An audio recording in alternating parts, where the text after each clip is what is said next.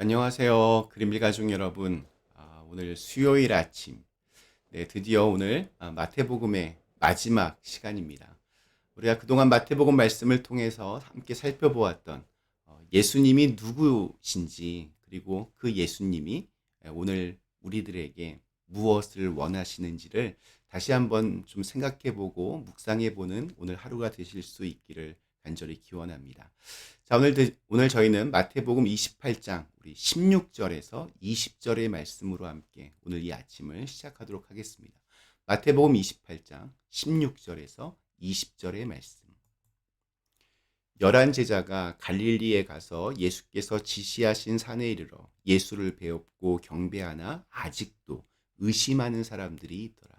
예수께서 나와 말씀하여 이르시되 하늘과 땅의 모든 권세를 내게 주었으니 그러므로 너희는 가서 모든 민족을 제자로 삼아 아버지와 아들과 성령의 이름으로 세례를 베풀고 내가 너희에게 분부한 모든 것을 가르쳐 지키게 하라. 볼지어다 내가 세상 끝날까지 너희와 항상 함께 있으리라 하시니라. 아멘. 네, 오늘 드디어 우리 마태복음의 마지막 말씀을 함께 나눕니다. 원래 이렇게 대부분의 이야기들은 해피엔딩으로 끝나든지 새드엔딩으로 끝나든지 합니다. 주인공이 수많은 위기를 극복하고 결국에는 승리하여 행복하게 살았다. 이런 것이 해피엔딩이고 주인공이 안타깝게 죽었다. 이런 것이 새드엔딩이라 말할 수 있습니다. 오늘 마태복음의 마지막 말씀을 읽으시면서 어떤 생각이 드셨습니까? 마태복음은 해피엔딩일까요? 아니면 새드엔딩일까요? 마태복음은 해피엔딩도 아니고 새드엔딩도 아닙니다. 요즘 말로 하면 열린 결말입니다. 마태복음은 예수님의 생애와 부활에 대한 말씀이지만 그 마지막은 부활하신 주님께서 이 말씀을 읽는 우리에게 주시는 명령과 약속에 대한 말씀이기 때문입니다. 그래서 만약에 우리가 주님의 약속을 믿고 주님의 명령에 순종하면 해피엔딩의 삶을 살아갈 수 있지만 반대로 주님의 명령과 약속을 무시하면 새드엔딩의 삶을 살 수밖에 없습니다. 부활하신 예수님께서 승천하시기 직전에 제자들에게 그리고 오늘 우리들에게 명령하신 내용을 대위임 명령, 우리 영어로 The Great Commission이라고 합니다. 가장 중요하고 또 가장 위대한 명령입니다. 그런데 그 명령을 누구에게 하시는가? 참 이게 재밌습니다. 우리 17절 말씀입니다. 예수를 배웠고 경배하나 아직도 의심하는 사람들이 있더라. 아직도 의심하는 사람들이 있더라. 제자들 가운데 예수님의 부활을 의심하는 사람들이 있었음을 성경은 숨김없이 드러냅니다. 그럼에도 불구하고 주님은 그런 제자들에게 선교의, 전도의 명령을 내리십니다. 주님은 우리의 연약함을 아십니다. 믿음이 없음도 아시고, 수시로 이렇게 잘 변하는 것도 아시고, 실수를 자주 하는 것도 아시고, 또 과거를 깨끗이 정리하지 못하는 미적지근함도 알고 계십니다. 그럼에도 불구하고 우리에게 이러한 명령을 내리십니다.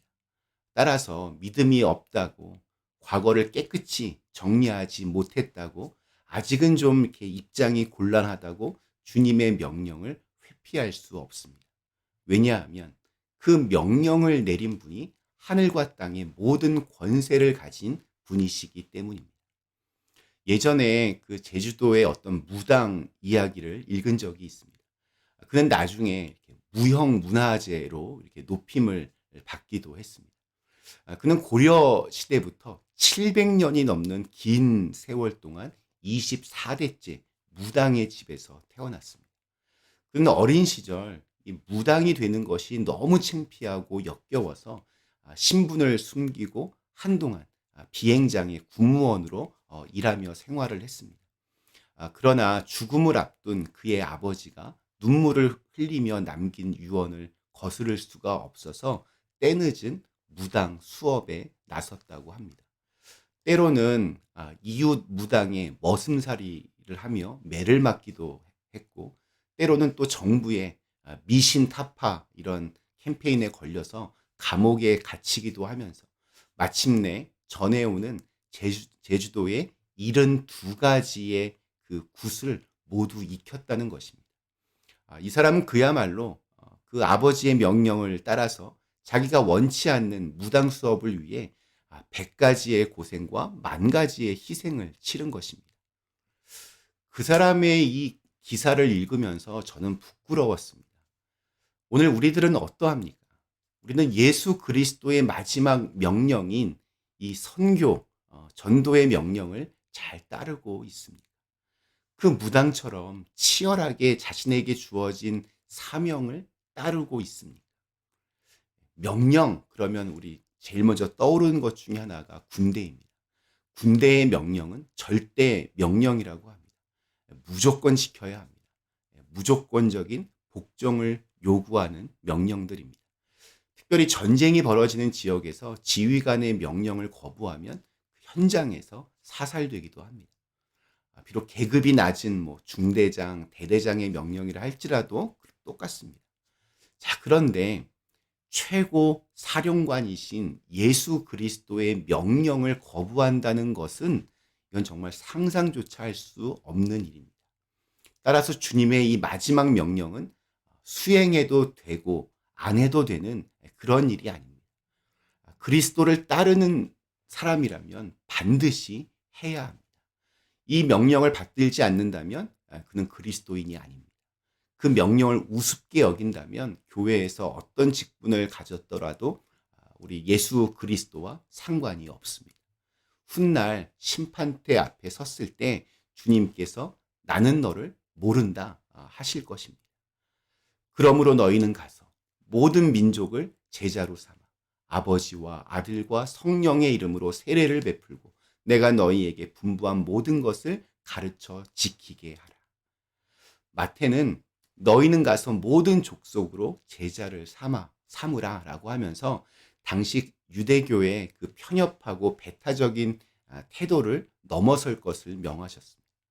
누가는 한 걸음 더 나아가서 땅끝까지 이르러 내 증인이 되라고 사도행전 1장 8절에서 기록하고 있습니다. 그 명령에 순종하여 주님의 제자들은 모든 족속과 또 땅끝으로 갔습니다.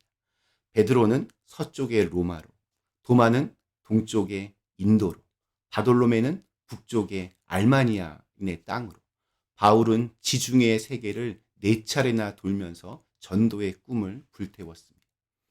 이후에는 예를 들면 슈바이처 박사는 아프리카의 정글로 들어갔고, 또 아펜젤로와 언더우드는 고요한 아침의 나라였던 한국으로, 테레사 수녀는 나환자들이 죽어가던 인도의 캘커타로 갔습니다. 예수님의 명령인 땅끝까지 가라는 그 명령에 수많은 사람들이 순종하면서 기독교는 오늘날에 이르게 되었습니다. 오늘 우리들도 예수님의 복음을 들고 모든 사람들에게 나아가야 합니다. 주님의 복음이 다음 세대로 이어지게 할 책임이 바로 우리에게 있습니다. 그런데 참으로 감사한 것은 이러한 명령을 수행할 때 주님께서 우리와 함께 하신다는 겁니다. 볼지어다 내가 세상 끝날까지 너희와 항상 함께 있으리라 하시니라. 이보다 더 든든한 약속이 어디에 있을까요? 그런데 이 임마누엘의 축복이 언제 주어집니까? 주님의 이 최후 명령을 수행하려고 몸부림칠 때 그때 얻어지는 체험이고 또 축복이라는 것입니다. 우리에게는 믿음으로 빛나는 날도 있는가 하면 최악으로 어두운 날도 있습니다. 아기가 태어나서 기쁜 날이 있는가 하면 부모가 죽어 슬픈 날도 있습니다. 맑은 날씨가 있는가 하면 폭풍이 휘몰아치는 재앙의 날도 있습니다. 그러나 우리 주님은 그 모든 날에 우리와 함께 계시며 괴롭고 어려운 일을 당할 때도 붙들어 주십니다. 그렇기 때문에 예수님을 구주로 고백하는 모든 그리스도인들은 이 약속의 말씀에서 세상 끝날까지 승리하는 삶을 살 수 있습니다. 이것이 마태복음의 최종 결론입니다. 오늘 우리에게 주신 하루, 마태복음의 이 마지막 말씀, 주님의 마지막 명령과 약속을 가슴에 새기며 말씀대로 순종하셔서 한 번뿐인 우리의 인생이 해피엔딩으로 그렇게 끝날 수 있기를 간절히 기원합니다. 우리 잠시 함께 기도하시겠습니다. 전능하신 하나님, 그동안 마태복음 말씀들을 통하여서 우리에게 힘을 주시고 위로를 주시고 또 용기를 주심에 감사합니다. 예수님의 마지막 명령, 마지막 약속 가슴에 새기고 우리의 이 인생이 해피엔딩으로 마무리될 수 있도록 언제나 동행하여 주시옵소서. 예수님의 이름으로 간절히 기도드리옵나이다. 아멘.